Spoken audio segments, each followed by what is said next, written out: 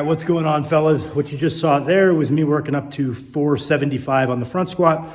The most I've ever front squatted to date was 500. Haven't pushed it much at all, so I don't think that's a very accurate gauge. Obviously, based on that 475, it looks like I'm good for a new all-time PR. That being said, if those of you are familiar, the big thing that's always held back my front squat when I did train it, and what's kind of pushed me away from training it for a lot of my training history, is the fact that I pass out under the weight, and that's a little dicey. It's actually why the power bar is bent, and it's why I'm benching on a deadlift bar, actually.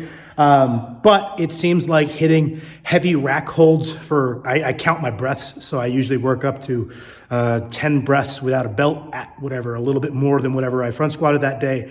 That seems to be a means of addressing this, developing that position-specific tolerance. So maybe I'm going to be able to get over my long-time hurdle with these, because I did that 500 probably 3-4 years ago now. Haven't really messed with them since because I passed out with that 500 a couple times before I got it. Kind of put me off the exercise. And I was like, oh, this is redundant. I've got strong quads, I've got short femurs, and a long torso. And I know you guys like when I kind of give the more conceptual rationales behind like why I'm doing certain motions and whatnot. So I thought I'd clue you guys into a conversation I had with Max the other day. So on paper, this is something Max and I have talked about many times, and maybe this is just me feeling entitled, who knows? But this is a conversation Max and I have had very many times. Is on paper, I should be a really good squatter. I am shorter than Max. I'm a pretty chunky dude nowadays. I've got a very long torso and very short femurs. Pretty exaggerated in that regard. And I've always had big legs. It's like one of the easiest muscles for me to grow my entire training history. And I've got good lower body mobility. Not so much upper body, but good lower body mobility. All of these things should add up to being great subtotal guys, so a great squat and bench. But I've always had an easier time actually building up my deadlift than I have my squat. My best squat to date is a 720 or 730. I think. So it's not bad, but I've had to work substantially harder for that lift, and my gains have been much more sporadic. And Max and I have always been like, that's a little weird. On paper, you wouldn't expect that because every box is checked. Maybe all those boxes wouldn't be checked if I wasn't mobile, but everything kind of checks out and technically relatively sound. And the conclusion that Max and I have always come to is there is some small aspect of the squat that I think I fundamentally don't understand or misunderstand. And a story that I heard a while ago that kind of piqued my interest was Tom Martin, a very, very good powerlifter in the 220 and 242 pound weight class. Great deadlifter, but also for a guy who is not built to squat at all, amazing squatter. Even in sleeves, he's pretty goddamn good and absolutely world-class at reps. He says he was a horrible squatter when he first started powerlifting. And at one point, many years ago, he got bored with powerlifting and did Olympic lifting for a year. And he did nothing but high bar squats, ass to grass during that time. And he found that that gave him an understanding of the squat mechanics to which, when he came back to powerlifting, he was able to become a very, very good squatter. And that's kind of always registered in my head. I'm like, maybe I need to take a step away and figure out what it is I'm fundamentally misunderstanding. And my passing out issue aside, I've never been as good at front squats as you'd think. I'm sure in this video you can see I'm pretty upright. I got big legs. My ankle mobility is good. My hip mobility is good.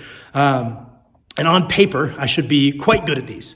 And I never have been. And I don't know if that is a mechanics thing, if that is a trunk strength thing, because even passing out issue aside, I'm not as strong as you would expect. So what Max and I talked about being interesting is maybe doing nothing but front squats, next block, getting to a front squat that's maybe proportionate to my back squat, and then reintroducing the back squats and seeing if that yields a understanding of the motor pattern that I was lacking. Now, I really want to clarify here, I do not recommend that you guys do this. Everybody asks me, they're like, oh, I'm posterior chain dominant. Should I just stop back squatting? No, I have many thousands of back squats under my belt that might make it so I can get away with this. You would be better served continuing to back squat and then doing more sets of front squats after or on a secondary day. There's no reason to stop learning that primary motor skill. It's just, I've met a million guys who have tried the whole, only front squat. Then when I come back to back squats, I'll be stronger. I don't expect to be stronger when I come back. I expect to maybe have a different understanding of the motion. So that's something I'm probably going to do next block. And it's something that I'm pretty keen to do because I've been sold on this idea that there's some kind of motor patterning thing that I will gain a better grasp of. So that's fun. Hopefully I'll be doing something interesting on the front squat sooner or later, at least catching up to my bench. Yeah, so we're gonna move on to rack holds and stiff legs now.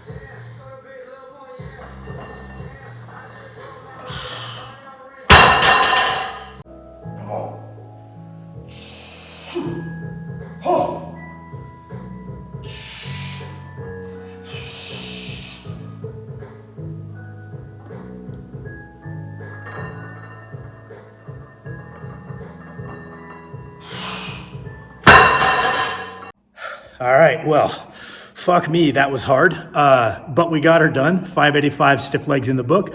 I think the execution was relatively clean there. Definitely falls within the category of a stiff leg for me. Shane German, who's a coach I look up to, he speculates that you should probably build a stiff leg 85 to 90%. I don't know if that ratio really holds any merit once you get past a certain level. It's just pretty individual. That being said, I would like to get closer to that ratio. I think that's a weakness that I could probably exploit for good gains on my deadlift. So trying to close in, I think, what would 85% be? 85% would be like at least 660, 680 or something. So got a long ways to go. Might not get my goal of 600 this training cycle, but I picked that goal without any reference of where I was at. So if nothing else, it'll happen next training cycle. But I'm okay with the execution there. It looks like I fudged my positioning as I was breaking off the floor a little bit. But because it was really difficult below the knee and easy above the knee, that's my sign that I kept things relatively reasonable. Yeah, I'll take it. I'm pretty happy with that. Certainly not going to go up. I might be a dickhead and try 600 anyway on the final week of my training cycle in like 8 days from now. I might extend this training cycle one extra microcycle if I need to gain sufficient momentum. But either way, I might take a stab at it. I might not. It doesn't seem like it's there, but you never know until you try. Now I'm just on to some accessories. Honestly, I really don't feel like filming these. So again, you guys can use your imagination. Imagine I'm doing a million billion walking lunges with dumbbells and also doing some improv seated calf raises with dumbbells on my knees. So thank you guys for watching my video. I appreciate you guys as always.